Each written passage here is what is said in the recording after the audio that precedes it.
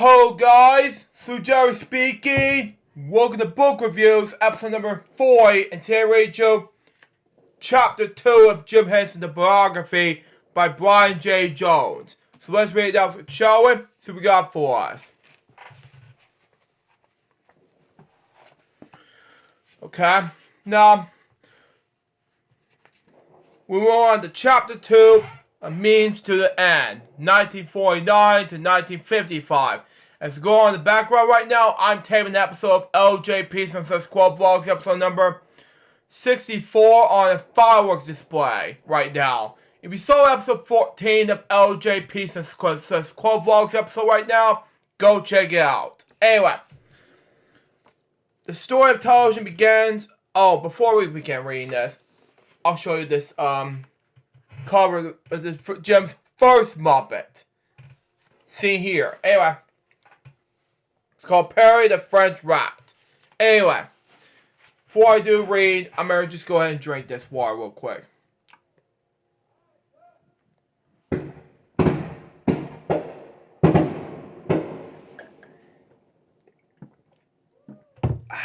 Anyway, the story of television begins like a good American success, but story should, with the birth of a log cabin, okay?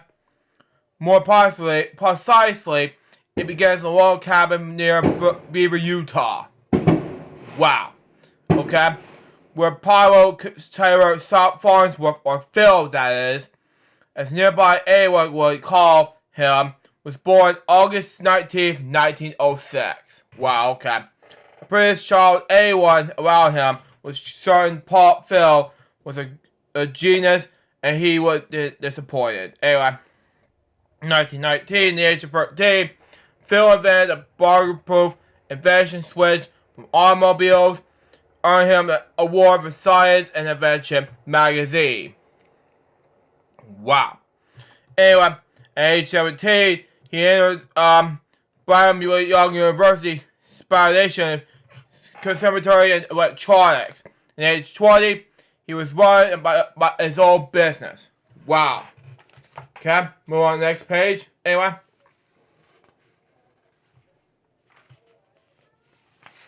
Oh, man. Anyway.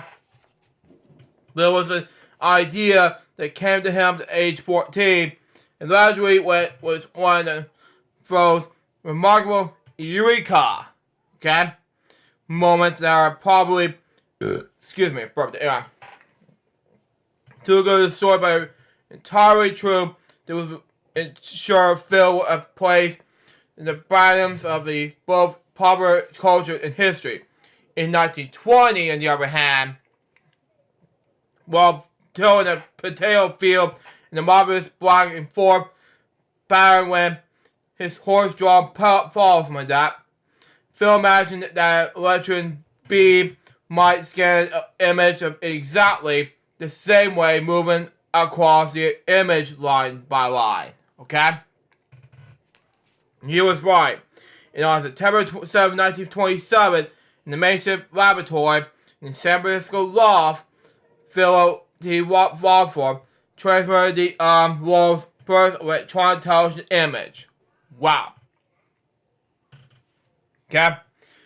A straight white line scratched with a piece of a black plate glass. Okay? When the glass slide was slowly rotated 90 degrees, so as well did the image on the screen. There you are, Farnsworth said with a type of pulse on that. I'm sorry to hear background noise, but I'm in the middle of taping this. But anyway, let's try on television. Anyway, Farnsworth would become increasingly frustrated with his best-known invention over the next 20 years. He gave prohibition his own family from watching it. Wow. But his knowledge was definitely not, hold on.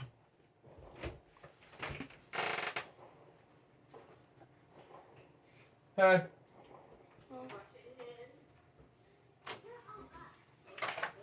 Don't mess my calendar up. I'm taping right now.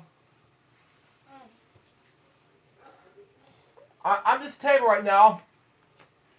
You mind? You're going. That's, come on, Come on, Funko Pops. Oh, Luke's in here. Yeah, I'm taping content right now. You're taping the content right now? Yeah. Oh, okay, that's good. Yeah, I'm just reading book reviews at the moment. Oh, okay. That's Yeah, good. on my This main your channel. room? That's my room slash office. Yeah, this nice. I Yeah, love it. Yeah, don't touch. No, you can't touch Luke's stuff, okay? Yeah, exactly. Yeah, I like your room, Luke. It's Thank nice. you. Much appreciate that. You too. So nice. Thank you. Don't touch those. Come on. No, no, no. Luke will get mad. No. Thank you, Luke. You're welcome. Come on. Can you also shut the door? Oh yes, I'll shut the door. Thank you. You're welcome. Anyway. Move on. Anyway. Farnsworth would become increasingly traded by his known invention over the next 20 years. He was probably his own family was watching it, okay? But the nominus was definitely not shared with his eager viewing public. It was a little television show watching excuse me, anyway. I don't know what's going on. Anyway. Not so to share with his eagles viewing public. Even though saw on television too, watching the 1950. Anyway, let's look at the words here. Anyway, so stand for the effort of the public's evolution. So for the remarkable machine, as one historian put the severity of television overall all delves the fact. How many now say anyway? When people could see things happening far away, okay? They couldn't get over the wonder of it, okay? Makes sense anyway? But Jim Henson, the story was no more than just exciting, okay? It was probably magic. Sorry, Luke. You're fine. Thank you. Night!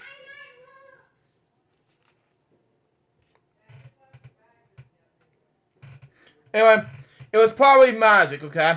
To the boy who was having spellbound in the movie theater, watching exploring tales of the Far East.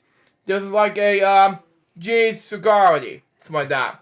I love the idea that what you saw was taking place somewhere else at the same time, okay? Jim recalled. It was one of those absolutely wonderful things. After watching television at a friend's house in late night before he died. Okay? Jim was recurring his family had a television set to the way of their own now. Okay? That was one problem. In the relatively new and rare community, something like that, in 1948, there was one that installation 350,000 television sets in use, compared to 66 million radios. Televisions were expensive. In 1950, a 60-inch black and white television, like a boxy and Mario with the automatic picture lock in, committed to bring you steady, clear reception, even in hard to reach areas, was set for family back to $250. Wow. Okay? The equivalent of about $2,000 today. Wow. Flasher televisions were flooded, common or for the big money. Both the radio and record comp players built in could run as much as $399 or about $300,500 today. Wow. Okay? Despite the cost, Jim was determined. Something didn't happen now, so anyway. Badgered my family into buying a set. He later admitted what somewhat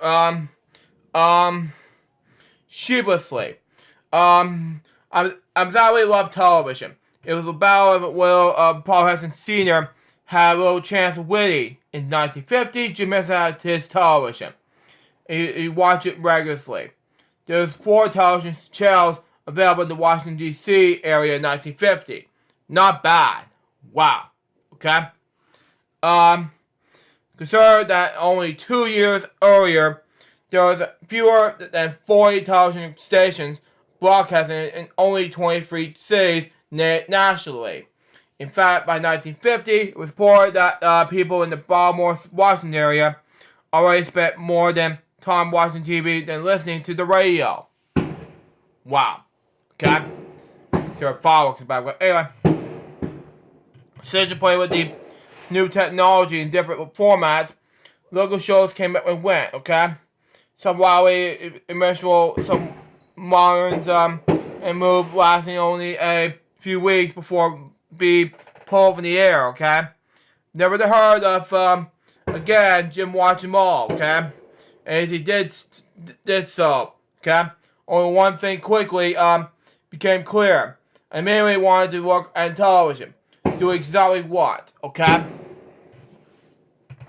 He was uncertain, okay?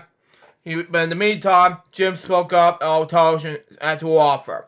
Including the conversations and formats he would lovely parody later in life, okay? And the technological tricks he would master and reinvent, okay? He would especially emerge with varied shows, okay? One of the staples of the early television, something like that. Television era, something like that.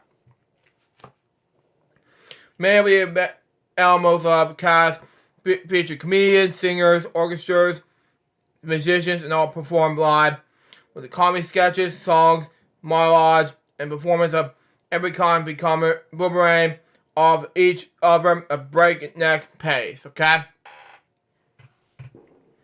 And more than often not, presenting other shows and hosts emerged. Something like that happened now. So anyway, who was obviously just as much part of the chaos around him, despite his best efforts to keep things moving smoothly.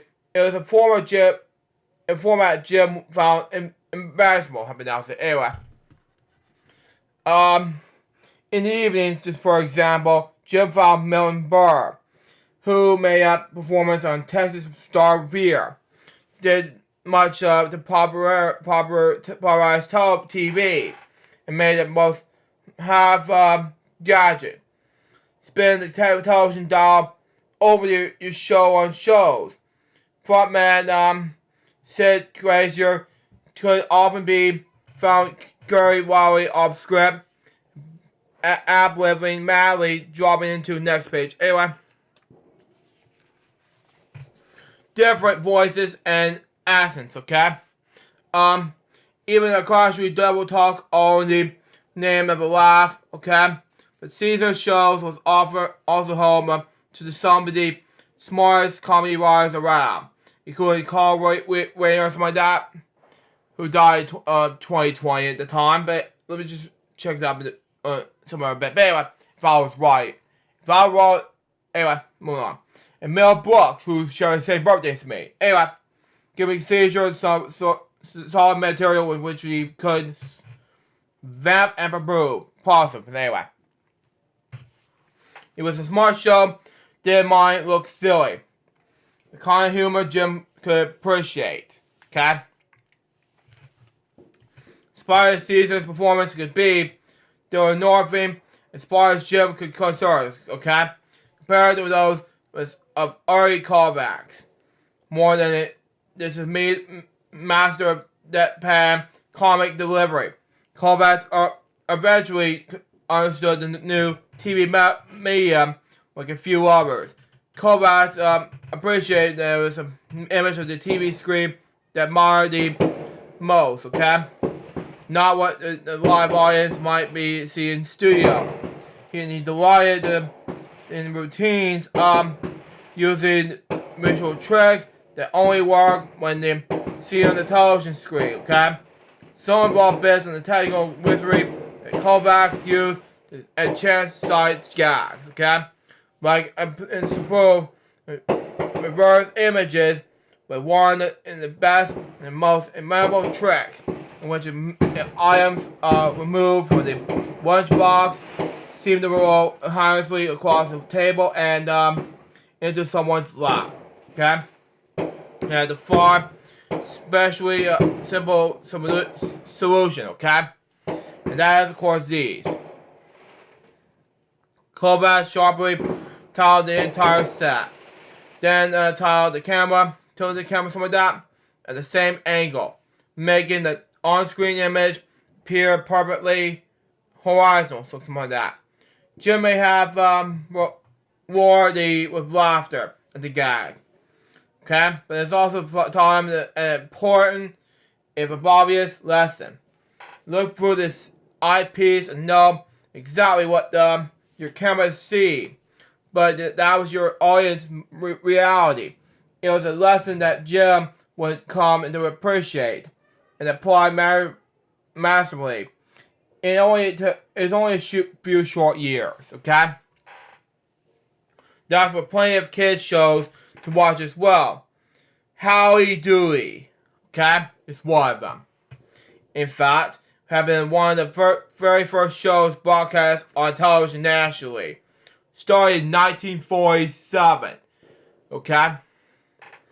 Young Marylanders could take their pick not only for Howie, but also shows like Life with Starkey Parker. Okay? A cowboy piece featuring the marionettes of Bill and Carl Barr, and the Adventures of Lucky Pup, published by Marcy Barham. I don't think I ever saw Starkey Parker. Jim admitted later, little surprise. Wow, okay. Next I say what? So he was well beyond the age group of his target audience. Wow. I'm surprised, Jim. Okay.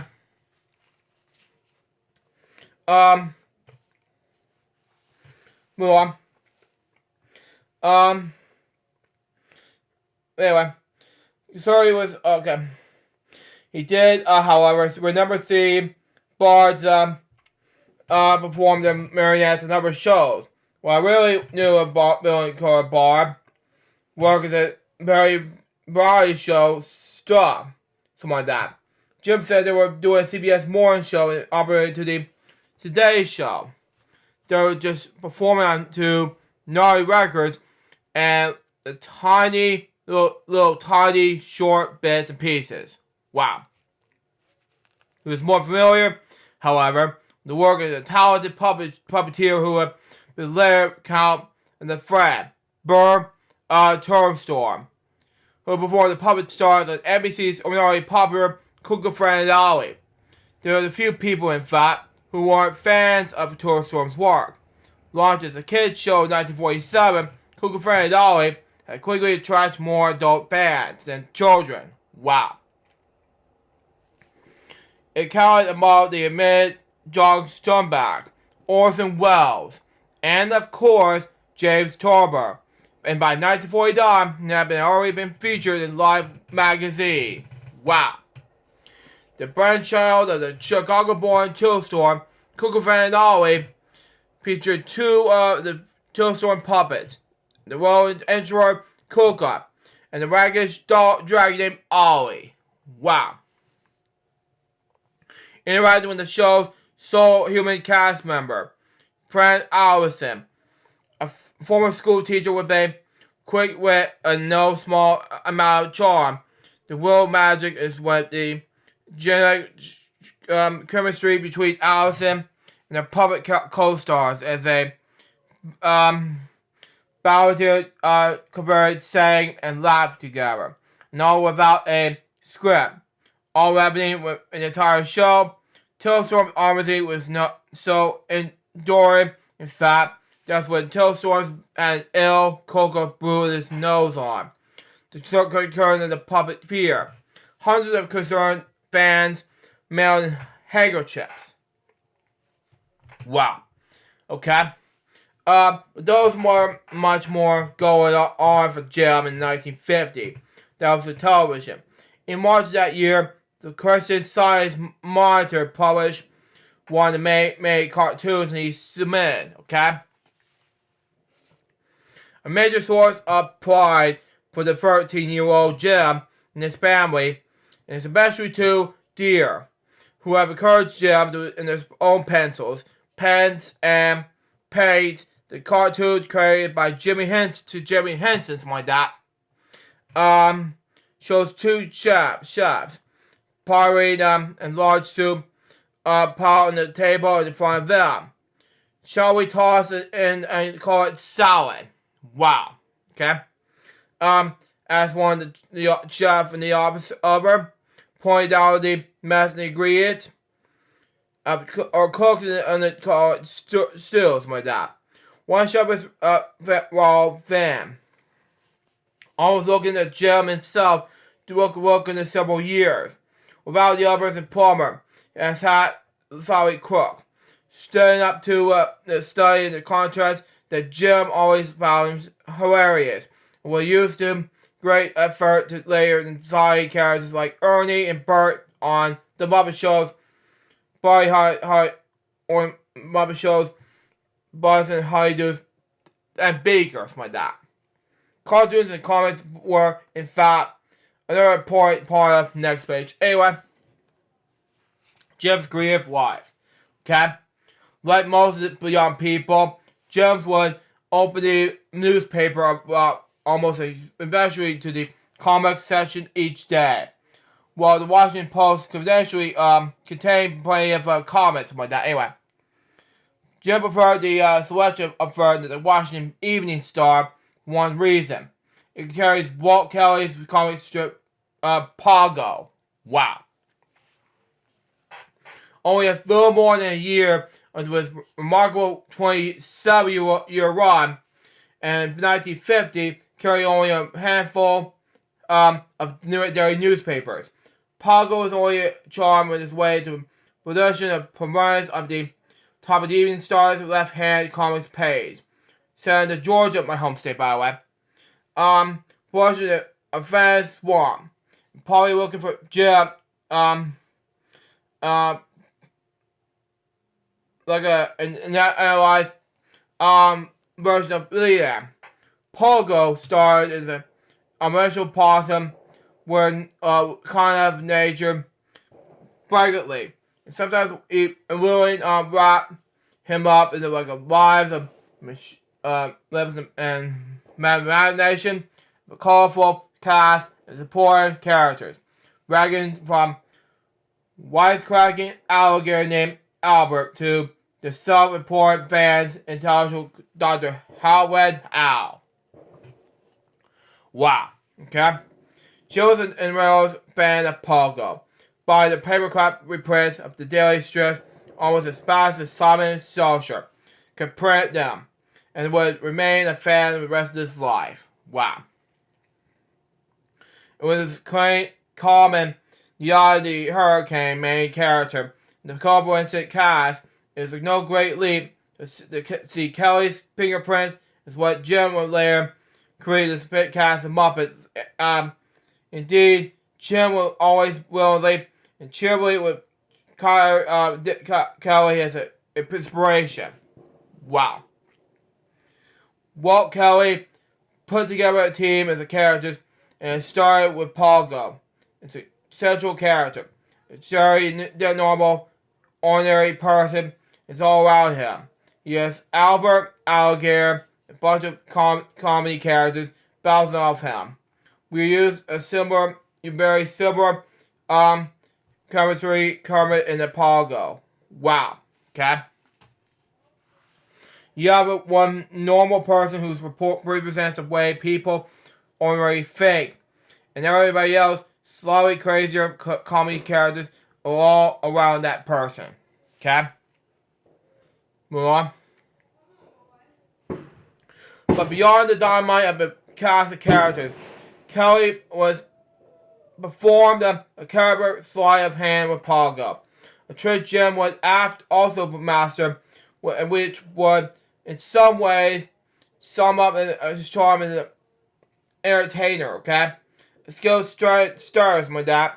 Kelly often used Pogo to comment on social and political issues, tweaking to religion and eggheads, presidents and politicians. Starring and sometimes some years, but when coming out of the mouths and Kelly's entertaining, disarming, cute, funny animals, readers, with any crime, and to let him go away. Get away from my dad, some more get away. With it, my dad, it was nice, stars, my dad. Terrorists, my dad, anyway. It was literally dangerous combination of the art and writing, my dad. And younger readers could be entertained by the antics and the cute characters, while their parents smile over the more adult, humoric themes, okay? Well, I thought Jim Henson that is done right. You can have it both ways. You can entertain younger audience while still playing to adult viewers. A prize that would make Jim's combination to Sesame Street so powerful and memorable. Perhaps more important, it also showed that you can get away from being a little dangerous, okay? Performance or just plain deep if you could did it with a smile on your face. And remember that entertainment is always comes first, okay? When done right, it's possible to be silly and some days at the same time, okay? For Jim, who have been come to appreciate the Leland, who have been need to look no further than his own background for excitement, okay? Hinesville, Maryland was a wealth of entertainment, blended almost seamlessly with the neighborhoods of northeastern Washington. Okay? Makes sense? Hinesville was a fully realized suburb that could reap the benefits of its suburbs neighborhood. Good roads and mass transit, something like that. Easy access to museums, Washington tourist attractions. Still managed to feel almost as royal as Mississippi, something like that. Plenty of woods and almost spaces where Jim could bird watch and just lie in his back and stare dreamily in the sky. Jim probably loved bike riding with Paul in Rock Creek Park in Washington, okay? Makes a whole lot of sense anyway. Anyway, spending time with the tree skating pathways or their bikes, or at times laughing and shouting in their paddling tandem, something like that. As they rode, Jim would snap pictures, usually capturing Paul only at the blue and the speed pass, but the line when he was managed to keep Paul in focus by riding alongside him with the camera, keeping Paul sharp against the bird background of the trees and paragraphs like that. On rainy weekends, the brothers would ride to the parks. Okay. With their cousins, Will and Stan, and all these boys like that. And Jim would portion himself near one of the deep puddles, and the path to try to capture on film the exact moment when Will's front wheel entered the puddle. Spray next page. Anyway, water in the deep V around the bike. Okay? Even at 13, Jim took great joy in seeing the world, and the camera saw it. In the evenings, the Henson would sit in the back porch, talk to the well in the evening. Jim would always love good conversations like that. And would gather around an old pump organ in the parlor, something like that Jim Paul C. Jr. had rescued from the junk pile and repaired back in play days, something like that. As Betty Henson pumped and pounded the keyboard for all that she wrote, something like that, to play every single songs from the A.A. Milne songbook, and later Walt Kelly's Pump Bill song in the Pogo, something like that. which Jim adored, E.D. and 20 years later, Jim would use songs from songbooks, including Kelly's Don't Sugar Me, something like that, and Mills Halfway Down the Stairs. Wow. I did not know he did Winnie the Pooh, but really? Okay, makes sense anyway. On the Muppet Show, okay, makes sense anyway. In the fall of 1950, both Jim and Paul Jr. were headed for new schools. Paul was at the University of Maryland, and Jim went to Harrisville High School, okay? Where he was starting the freshman year, or something like that. When Paul was over university studying and teaching, likely the beehives of Bay Henson, something like that, he was deeply queer and bad issues. In Harrisville, as they had in Leland, Paul and Jim was continue their finger tinkers, something like that, with engines and small machines. While Jim had developed a fashion with cars, something like that, and family would continue the rest of his life. Paul would eventually transport by airplanes. Wow. He always wanted to fly. Remember Tommy Boggett, something like that. And Paul would have his way, then he was going to be a pilot. Okay? Jim, meanwhile, wanted to attend classes in Harrisville High School until 1951. Okay? When it was Cromwell School, would be closed for good. Saddens me, I know. For the next 3 years, Jim attended the sparkling and the new Northwestern High School, the private high school community. Maryland Governor T.R. McCollum himself had spoken his dedication in November, just around the corner from the Henson home at Northwestern. Jim joined the tennis team when he quickly became one of the best players in the squad. Like his parents and grandparents, Jim took the game seriously. Teammate Joe Iron would remain a lifelong friend. Wow. Remember the tennis court as one of the few places that he ever saw Jim's temper flare. Something like that. Anyway. During the game of doubles, we call Iron, I had a bad lob. And this guy crushed it right at Jim and hit him. Wow. Jim and I were like guys. And I knew the game had changed, Aaron said in the next lobby. But with that, Jim crushed it right back in the game. This guy, I remember, this was about much as anger as I ever seen Jim put out. This is what he needed to get even. And Jim did. And this way, play nicer, something like that. Playing nice will always be important to Jim. Off the court, Jim participated in high school drama. Wow. Mostly designed posters and playing sets, okay? But every once in a while, taking on small acting parts, he also joined the school's new puppetry club. Most likely because its sponsor, Miss Dawson, okay? Now they would be performing a show based on Jim's beloved Pogo. Wow. Okay? Just as the new drama club, Jim will often is far more interested in designing and building sets than doing any performing. September of 1952, Jim has turned 16. The bunny car, so something like that, getting his driver's license with the driver's thrill, but Jim was even more excited the process of he was now old enough to work.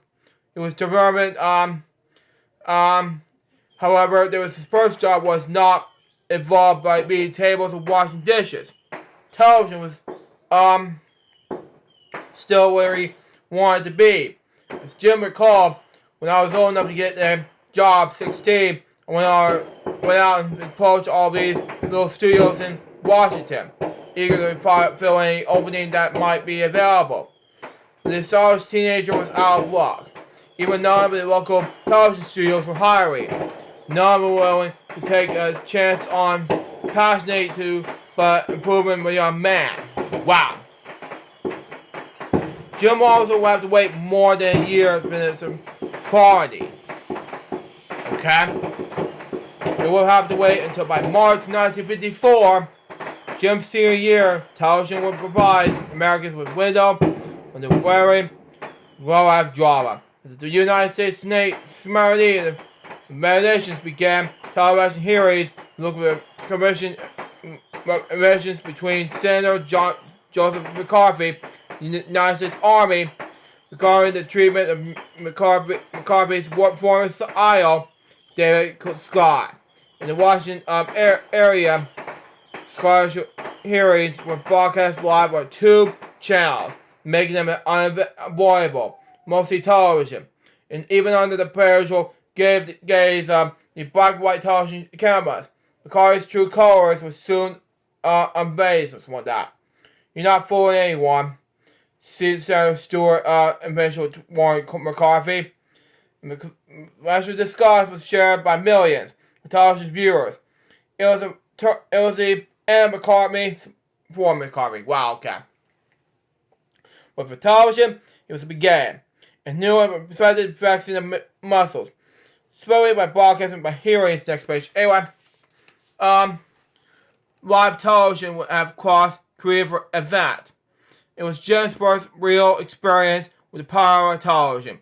Not only as entertainment, but as a former educator, Jim will never forget the power of the glowing image of the spell small screen action for change. Wow. Okay, move on. Less than a mile from the Henson home for Baltimore Avenue, considered the main drag Hydesville, and crammed with plenty of the variation like the orange roof hamburger joint called Hot Shops. Wow, okay. The bowling alley and the 1,000-seat Hinesville Deep Beer built in 1938. Wow, this is gonna be very exciting. Anyway, in the flashy art modern style, the field was only a little more than a mile from the Henson home. A quick sprint down Baltimore Avenue was always a good place to eat a movie. The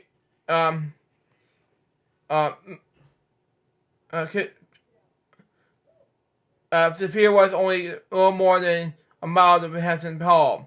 So anyway. A sprint down Baltimore Avenue. It was always a good place to catch a movie. Anyway. I don't know if it makes sense. Anyway. I want to later Looney Tunes cartoon. That always latest Looney Tunes cartoons. Anyway. They always showed before the main feature. The high school theater was always a good place to bring prospective girlfriends. Was quiet way to speaking often led many to think it was shy. Jim was actually popular among the girls, and had a little trouble getting dates. And I agree with that, Jim. Initially tall for his age, he was eventually topped out of the 6'1". I was 6'1" as well. Nigger was 6'2" at the time, and I need to get out more. Anyway, but was lanky enough, anyone would always sweat when he was taller. Jim's height gave his presence, and he was even still standing still. With 1 foot standing slightly forward with one hand resting lightly on his hip, he would excite the casual charm in his sovereign forebears. Wow. Like many young people, Jim struggled with his acne for most of his teenage years. His condition eventually becoming the star that he pleaded with his mother the medical treatment. Wow. Okay. Betty Henson, standing firm in his Christian Science beliefs, refused to allow Jim to take medication to clear his skin. I felt worried for Jim at this point. Anyway. It was point of considerable friction, something like that, between mother and son. But while Paul Henson Sr. might were under Jim's person Biography, but his was not. I don't know. Anyway, even though his Gee Whiz Jimmy Stewart look made for him more streaky than he often gave himself credit for, Jim Matney would leave him scared and somewhat self-conscious about his looks. And he got older, he would hide his pock cheeks behind a beard. Wow. Okay? While Jim was, for the most part, a gentlemanly date, outgoing, sideways, still silly, an eager, sovereign, generally he could be, as one former girlfriend put it, a little fast. Joe Warren, who was figuratively double dated with Jim, could only shake his head as a amusement at his friends' balls and they part with their dates and on Maryland world background worlds like that. Anyway, we'll have a nice little power date, sitting up, front next to me, and Jim would be participating into a back seat, something like that, out of lab. Then arch the eyebrow. Carlos chose his words carefully. Jim was more adventurous. Wow, okay. Meanwhile, Jim has made a name for himself in Northwestern High School with his artwork, something like that. Turning cartoons from student public publications and silkscreen print posters, promoting plays in the theater department, something like that. Even then on, something like that. Jim had already learned how to get the most of the simple shades. His poster for the mystery 9 girls show 8 lollipop head stick figures with surprised white eyes, something like that, gabbing nervously the knife sense cast a glance sideways with suspicious silly eyes. Most of the solids, especially he would bring to his early designs in the Muppets. Just important, Jim is always about almost together. Eventually understood that is with his eyes gave characters focus anyway,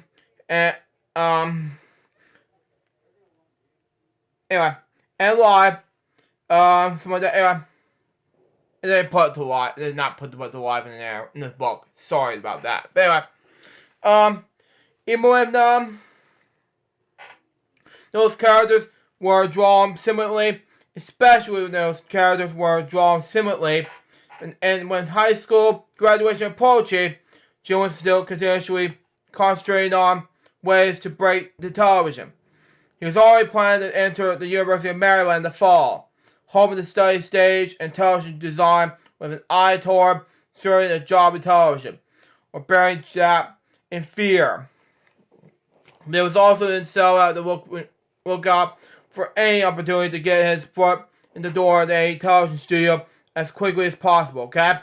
In the late spring of 1954, toward the end of Jim's senior year, he suddenly found a chance in May. The local CBS affiliate WTOP-TV announced that the television personality Roy Mercury was seeking youngsters 12 to 14 years of age who can motivate marionettes for Masham's upcoming June morning show, which WTOP-TV was planning to launch in June. It's a children's version of CBS Successful Morning Show.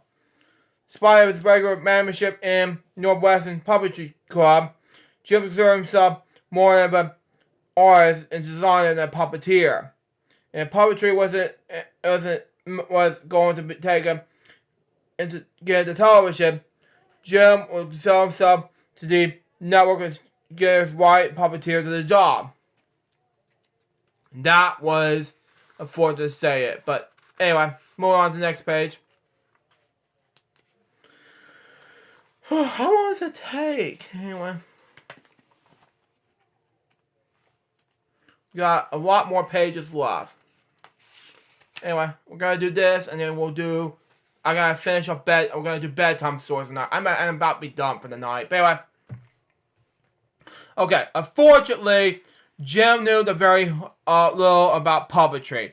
When I was a kid, I never saw a puppet show. Wow. He said later, I never played with puppets or have any interest in them. It was just a means to the end.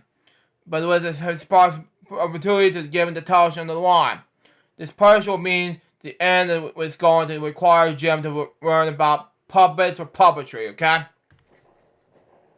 Anyway, and fast. Fortunately, help was as close as Northwestern libraries, my dad. With Jim checking on 2 books that would change his life. Marjorie Barchester's 1947 Puppetry Handbook, the Puppetry Spirit Handbook, and my precious 1950 Biography about Russian puppeteer, Sergei Bajmorovich. Marshall, I that was his name. Sorry. Anyway. Now, it comes to me that, with Bajmorov's partial advice of puppet building and arbitrage aspiring suggestion of performing, and with only a week before the audition, Jim immersed himself to self-taught crash and course of puppetry. Jim listened to help of a friend and fellow drama club member, Russell Wall, something like that. And together they built what they very call the Orchestras to the Muppets, in the living room in Jim's home in Bedford Road, something like that, something like that. Well, it's likely that Jim and Wall built at least 2 puppets, something like that. One of each performed. We only know that one was a puppet called Perry the Rat. Wow. Okay. Based on the cartoon Jim had drawn for a high school student for publication. Wildcat scratches, something like that. Scratches, something like that. Anyway. Perry was a small, skinny head puppet with a rat head carved of plastic wood, wearing white sunglasses that bear with a white tip, plastic cigarette glue, with a hen hanging mouth.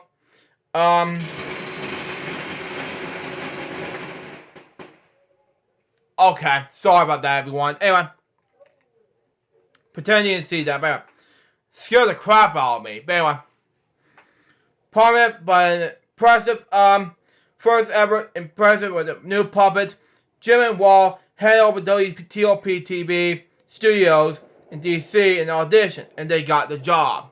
Okay? In early June 1954, shortly after Jim's graduation from Northwestern High School, Jim Russell Wall made a short drive in WPO-TV television studios to begin several days in sporadic rehearsals before the June morning show's debut the following week. Days later, inside one of WTOP's Scramble studios, the voice called for 6 silence, the camera rolled silently to life. In the initial light globe, Dolly is actually that the June morning show was now on the air. Just like that, 17-year-old Jim Henson was finally in the television. Wow. Makes sense. Anyway, there was only one problem. When Jim and Russell Wall were each in the legal work age, 3 of the puppeteers were not. Wow.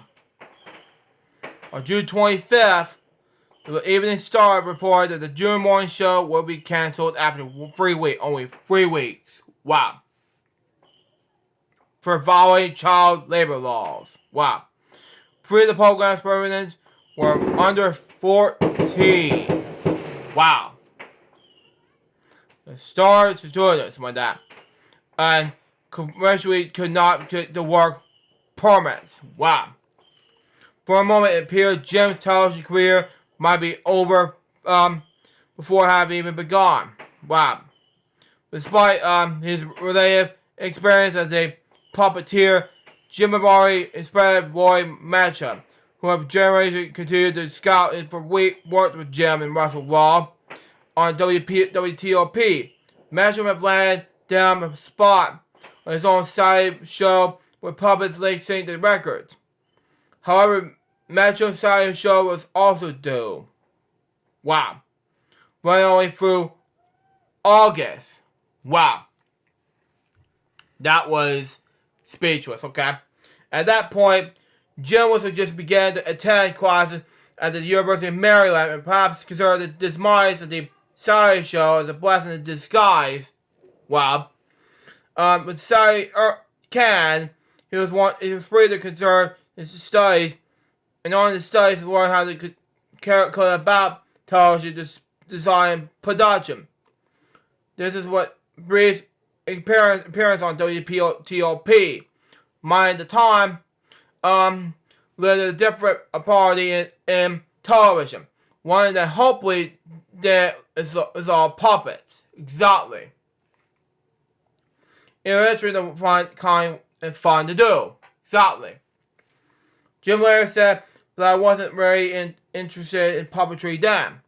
But whatever Jim thought he could be done with television for the moment, something like that, he was too good. Too talented, okay?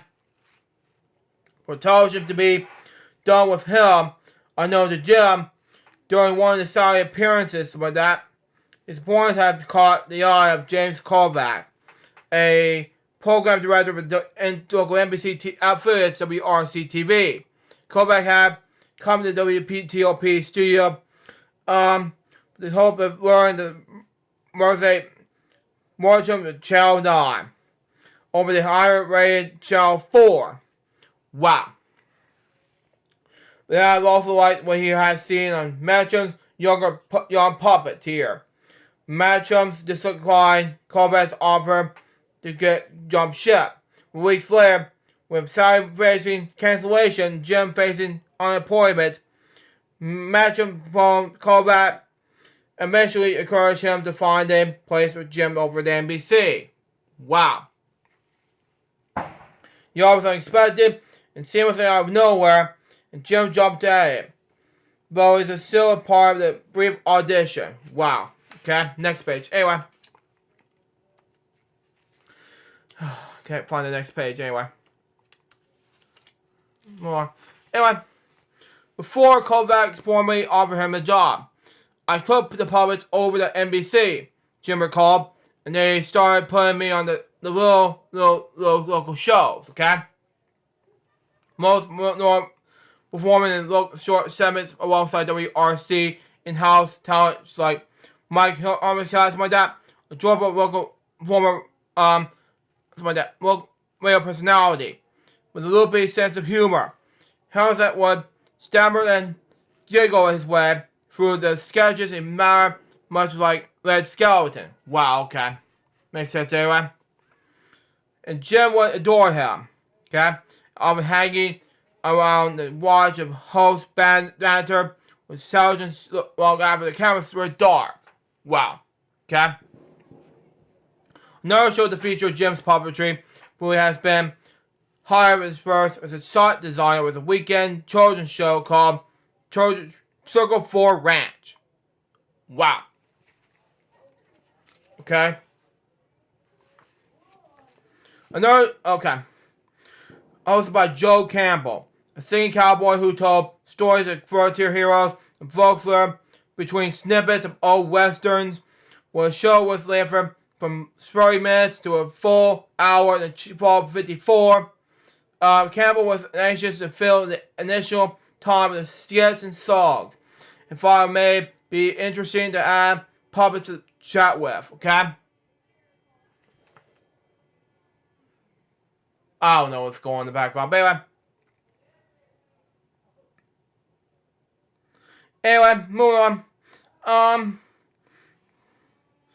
In the same way Buffalo Bob Smith interacted with his moderate co-stars in NBC's Powerhouse Kids show Howdy Doody. Anyway, the decision sparked an idea in Channel 4, Circle 4, director and producer Bob Poocher, something like that. Anyway, who introduced Campbell, the scrawny teenager, Larry, and the set designer, Porter, and he's seen Portrait puppeteers, puppets, something like that, with other WRC personalities. The three of us have launched and decided other WRC personalities. The three of us have launched.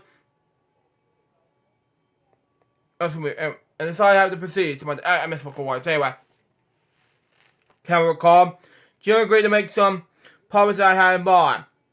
Campbell provided Jim the withdrawal of 2 cowboys he called Longhorn and Shorthorn. Wow. We asked 2 cowboys he called. We asked Jim to build and perform the show. Sadly, Campbell's show would only last another 6 months. Wow, okay. Makes sense anyway. Sadly, it's sad to me, I know. Anyway, yeah, Campbell would see some come to play an important, somewhat controversial, and largely unknown role in the creation of Muppets. Wow. By his own something like that, Jim will work solo the next 8 months. Russell Wall, as far as anyone could remember, left the era after graduation, making random appearances on various NBC shows as needed, usually lip-syncing his puppets to records. And in the meantime, he was attending the University of Maryland full-time, while still living at home less than 2 miles from campus, while Paul Hudson Sr. has a role model, as well as active immersion with knowledge from his extended family, education, or perhaps more privacy, learning, was something that would always be important to Jim, okay? He took school seriously, maintaining a B average. He continued to average involvement in drama and theater, again discovering he preferred the technical aspects, the behind-the-scenes marriage, the on-screen stage performance, okay? Anyway, I was very interested in theater, mostly in the stage designs, my dad, Jim said. I did a little bit of acting in the first year of college, and then very soon, thereafter, I settled in the backstage series, my dad. Anyway, most of his college career, then Jim would be design and build sets, my dad. He was served at the University Theater's publicly director for several years, okay? It was just ahead the Northwestern's drama department. He designed and printed posters for student dramas productions and other university events. He would, in fact, turn his talent for silkscreen posters into a side business, running a print shop at the University Student Union building, okay? He also quickly became aware that the university's college to be fine arts wasn't going to be at all. My first year I started out playing the major in art because I wasn't interested, okay? In the theater design, stage design, television design, Jim said later, okay? Makes sense anyway. But it's all particular college, the advertising art, college design, interior design, layout, all that stuff was part of home economies. For some strange reason, poetry was a course that was given there that was also the home economics, something like that. No economics department or partial arts, as it came to be called, no having the department's homemakers, something like that. It was so often directly described instead of house of widely art and education programs, including several commercial art courses like that, covered by at least wanted to be advertising executives. As Jim soon discovered, there was another reason more person that advertisement to switch to home economics. My poetry teacher said you switch to economics like that. Anyway, you don't have to take all the math and science that you do in fine arts, so you can make more art courses, Jim recalled. So I switched over to home economics on that basis, and also ended up in the class where I think there were also about 6 guys and Spitfire girls. And it was marvelous. Oh, that was Spitfire girls. There was a 20-year-old art and education major named James Neville. now in the first semester of her senior year. Artfully talented that with a dry sense of humor, as move on to the next page, come on. Anyway, move on. As edgy as Jim was playful, Jane was vegetable and arts and crafts, and Jim was soon discovered as capable puppeteer. Born in St. Albans, Queens, New York, on June 16th, 1944, okay? Jim was the third youngest child of Winford and Archel Arbat Neville, okay? An insurance salesman with an interest in astrology from that. Shortly after Jane was born, however, Elizabeth was Jane remembered always had a bit of a temper. Marshall quit his job in the insurance company and found himself without work in spite of depression. Jane's partial-minded mother would have been perfectly happy at living it as the wife of the insurance man. Firmly remind him, her husband, of their marriage and 3 children. Okay? And insurance and blah blah blah, find work immediately, something like that. Despite the hard economic conditions, like that, they made jobs scarce, like that. Especially, Almanac took odd jobs, selling commodities and stocking candy machines. Wow, okay.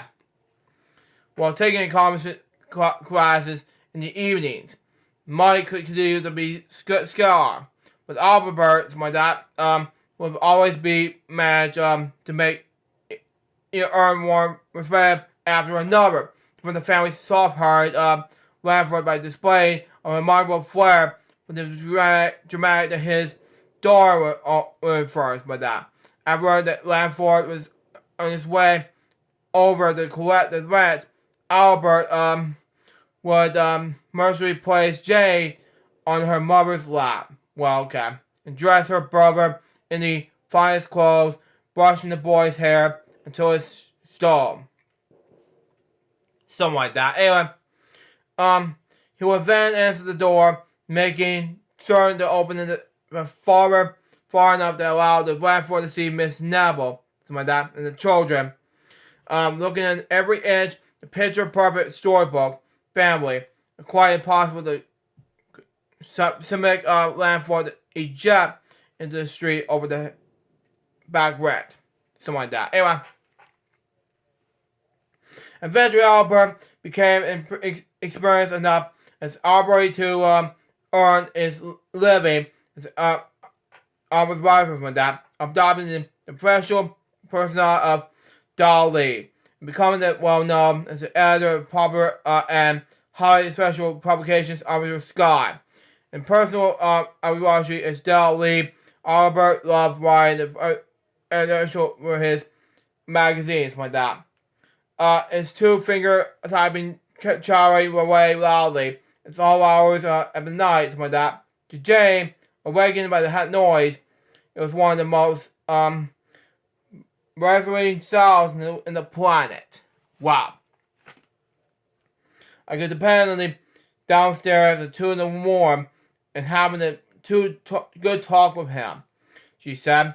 Jane adored, and their conversation one day. Anyway, and while she never became a strong believer in astronomy, she did come to appear their strong, shared starboard streak and wiggly,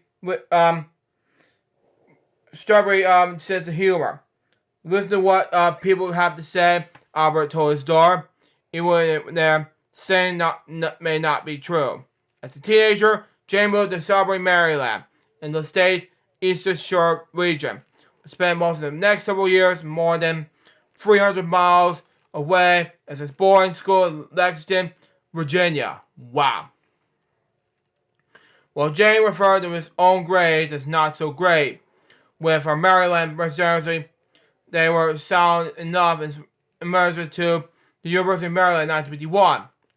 Enrolled in the partial art major, Jane has eventually chosen the arts and crafts program under the Home Economics Department, okay? Then moved to college education to become an arts education manager As part of the popular coalition, students were still required to take classes in art and crafts program, including puppetry, which makes sense anyway.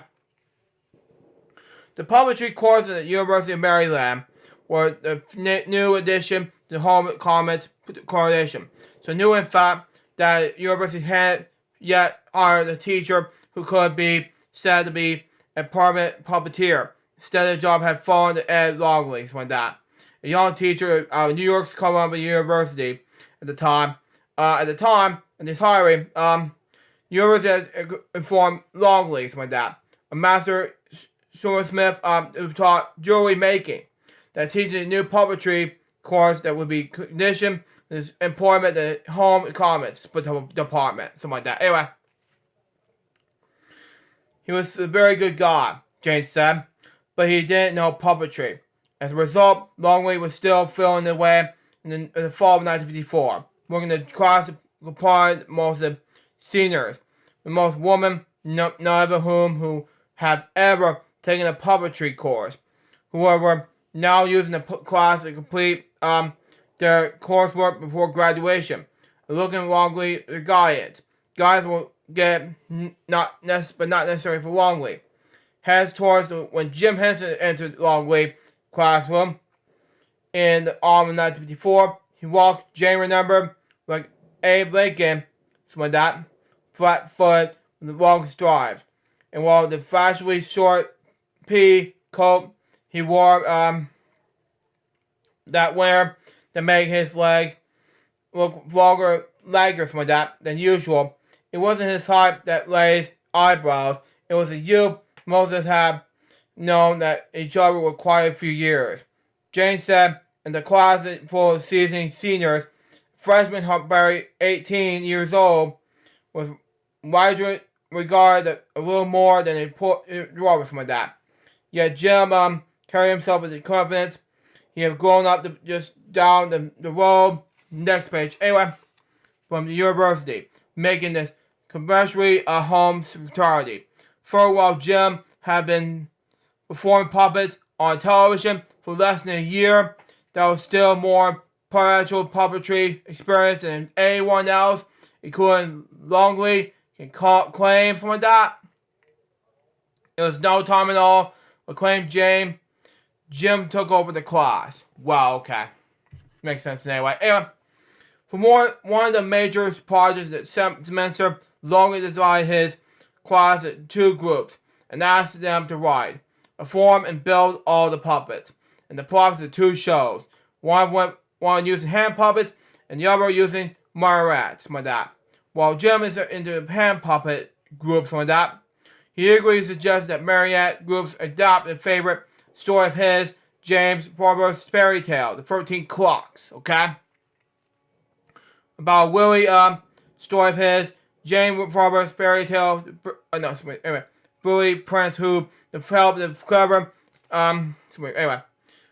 Eligible characters are called the, Golocks, like that, with the cold-hard Duke of the Hands of the Duke's, door, in his own group, something like that, Jim Gregory wrote the script and oversaw the puppet's building and the set design. Jim remembered, being totally impressed. When the way Jim worked, he just looked the situation. It looks like we thought it needed to be done, said Jim. He'd just do it. On the day on the show, Jim performed the role of Golok, the marionette group, giving the performance so nimble that Jim was impressed. So impressed, in fact, that Jim decided to ask the assistants. Wow. In early 1955, something like that. Anyway, WRC program director James Colback and director Charles Deegan was putting together on a new variety program called Afternoon. They would air daily at 2:15 p.m. at WRC. Back in those days, in television, Jim said most local stations have a midday show for housewives. Wow. They have a series of things. It was like a variety show for midday. Kovac had the helm of two rival personalities. besides Mac McGarry, some of that. Bestride local disc jockey, television announcer getting his first real on camera break. There was also a 21-year-old American University student named Willard Scott. Wow. Okay. Feeling this way years before finding fame at the Today Show. But Kovac wanted something new but different to add to the mix. We recommended to Deegan that something to hire Jim to join the afternoon lineup.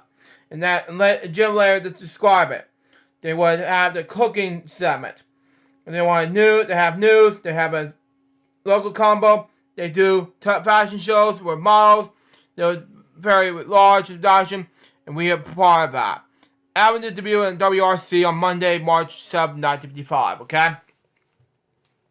A celebrate day in which not only marks the true beginning of Jim and Jane's professional partnership, but also because the following noise, which appear on the TV highlights section of the Washington Post and Time Herald. At 2:15 p.m.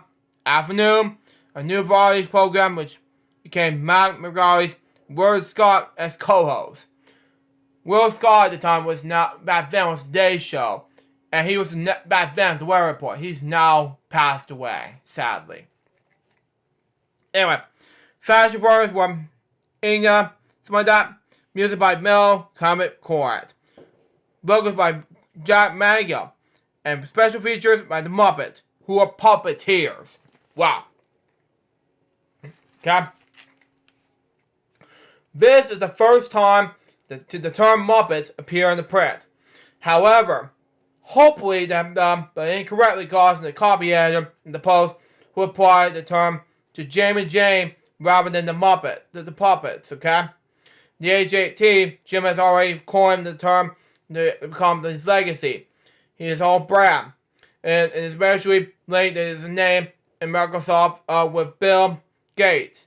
Or perhaps partially Walt Disney with Mickey Mouse. Okay?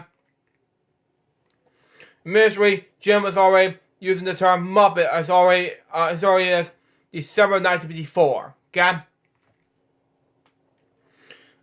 While you working with Joe Campbell as Circle 4 Ranch, and after receiving 2 cowboy puppets, he had already asked Jim to build Campbell's scar receipt. He using his back as cue sheet for the December 18th, 1954 installment of the Circle 4 Ranch. Receipt, Grant Campbell, the cost of $1, 51% ownership of Muppets SIC, something like that, known as Shorthorn and Longhorn, something like that. Further, remember the acid disc soundtrack performed by Campbell and Jim's Puppets were performed too. Someday is far back in the November 10th, 1954. Wow. Okay? Were labeled by studio engineers or stickers reading Campbell's Muppets or Circle 4 Muppets. Wow. Okay? Clearly then the term Muppets, with or without editorial T, was already used at the time. Okay? Which makes sense anyway. Good enough. It was really just a term of the made-up. Jim already later, for a long time, I would tell people, there's already clowns and masters, marionettes, and puppets. But basically, it was really just a word that was we coined. I agree with Jim Henson, 1,000,000% at this point. He already coined the Muppets. Anyway, he had pointed out correctly that we have done that very few things connected with marionettes and puppets. Next page. Anyway, and we're almost done with this episode. We're almost done. We're gonna wrap things up. But anyway, could one something else have something inspired the term? Well, it's possible. The Muppet would play on the word Muppet. Wow. The term was somewhat small child, dating back in the 17th century. Wow. Okay, and likely tracing its origin the word Muppy. Wow. A Middle English with the word ragdoll. Wow. The word was currency in the college, even in 1955 standards. Wow. There was also an award for Jim Henson, along with nearly every newspaper reader in Harrisville would all have seen partly every day. Run on Channel 5 each weekday from 6 to 7 p.m. with probably Skippy with Muppet Maker movies like that. Local children's show that have been a fixture in the D.C. area since 1948. Wow. Given it as a broadcast during the dinner hour, it was likely that Jim was familiar with it at all costs. Wow. Wherever Jim ever watched the show, he would certainly have seen the name, his name, and that he scanned the television listing in his newspaper. It takes no real stretch in the imagination.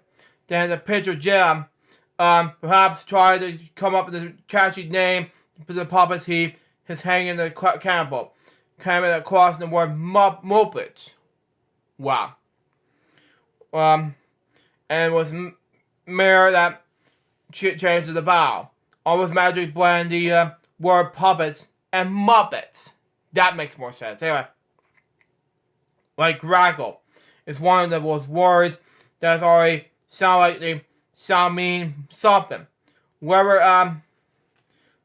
interested in international or not, the association with the word Muppet is discriminationist. Wow. It's a childlike initial of the word, the Muppets word. The Jim always be one of the most encouraging qualities. As I tried to zero in what's important to the Muppets, Jim said years later, I think it sense of encouragement naive. You know, the experience of the simple person mean life. Exactly. New short cars like Muppets as part of the afternoon lineup will be going up live over the air each day. As Jim and Jay were expected to come prepared with new pieces to perform. There was little time with the rehearsals, from one show to another. The Jim, as always, as he would for the rest of his life, seemed to pride the spontaneous spirit of the band's performing. According to host Matt McCarthy from that, Jim was able to work at his routines just by sitting down and thinking of a few minutes like that. Anyway, as he talented cast by learning to play off to each other's straights, Adams quickly built following. Washington Post reader while it actually described the show as encouraged chaos like that, which seemed to be a kind imbalance in which Jim would flourish. But looking back, Jim was happy with what he called the little entertainment pieces. But what was mostly involved having Muppets, the Muppets lip sync to Mobby records like that. The work I did in those days was not that I'm creatively very proud of like that. Jim said later. The stuff that really experimented, that was just stuff that I did as a lark. I was going to college, and so I was doing this, and I was a way of working my way through school. Wow, okay. Makes sense anyway. He was so concerned about his performance, in fact, that he approached a WRC reporter who was promoted, rumored to have an inside line with Kovac and asked in a strongly unsure way. If a reporter could talk to Kovac about getting Jim a job with the Ford crew, the reporter, or so the story goes, told Jim to stick with his Muppets and get very rich. Wow, okay. The afternoon crew was dazzled, but not only by the Muppets, but by their quiet and showy career. Jim Henson was a very nice young guy. Bravo, as obviously there's genius in the making. Remember host Matt McCurry, something like that. Anyway. Everybody loved his characters. He updated dudes like that, his own being, and made his characters come to life. It was not too long in shows before I realized I was not talking to Jim Henson. Those characters were there, immediately. They have their own being. But it was the afternoon producer director Charles Deegan who have not been who was most neatly summed up in the curious cousins like that around the studio. The kid is probably a genius. Deegan was told Washington Post. He obviously amazing. As Jane recalled, she and Jim would originally put the afternoon to do spots for children. Wow. Okay? But we were college students among ourselves. We did those wild things with the puppets. We were singing to Stan Freberg records, like the Takeoff and Bananas Boat, something like that, and things like that. The Madcap recordings of Stan Freberg were, in fact, a favorite not only to Jim, but also of other performers and some time for puppeteers like Snoopy Sales. Wow. One of the Freberg songs for his puppets Pokey and Hippie to call him to. Freberg has a sense of humor. It's very similar to Jim's. It's both adore bad puns, not served, deadly delivery of the punchline. So he songs, but made Freberg's records, especially, was his recordings were fully realized routines. Free minutes filled with jokes, sound effects, something like that because I top of it anyway. Compositions and commentary that made them perfect for several Muppets to lip sync and perform to. Other times Jim would choose tamer and more straightforward last page in this book and wrap things up. Anyway, material like comedy songs was made from routines that were often funnier than they're using novelty records, but simply because Jim would make them so wagishly ridiculous. Dressing characters in wigs, like that. Concluding the song with the explosion like that, or having one creature do over another. Just like kind of bizarre absurd like that. And Jim Love, we were very often would take a song to do strange things to it that nobody can understand. Jim said, always enjoy those. Looking back, Jane too could only struggle and laugh. I guess it had a quality of an passion and nonsense of being somewhat experimental, she said. Adam's musical directors like that, Mel Clement, whose remembers the debaucheries falling down with laughter in the Muppet sketches, was impressed. Those kids, Clement said, debauchery of Jim and Jane would knock us all out. They were knocking us out plenty of others as well. In spring 1955, after a little less than 2 months of performing on afternoon, Jim and Jane were offered a chance to create their own 5-minute show on WRC TV, the primetime piece of television real estate, from 11:25 p.m. and 5 minutes short between the local evening news program and the Tonight Show with Steve Allen.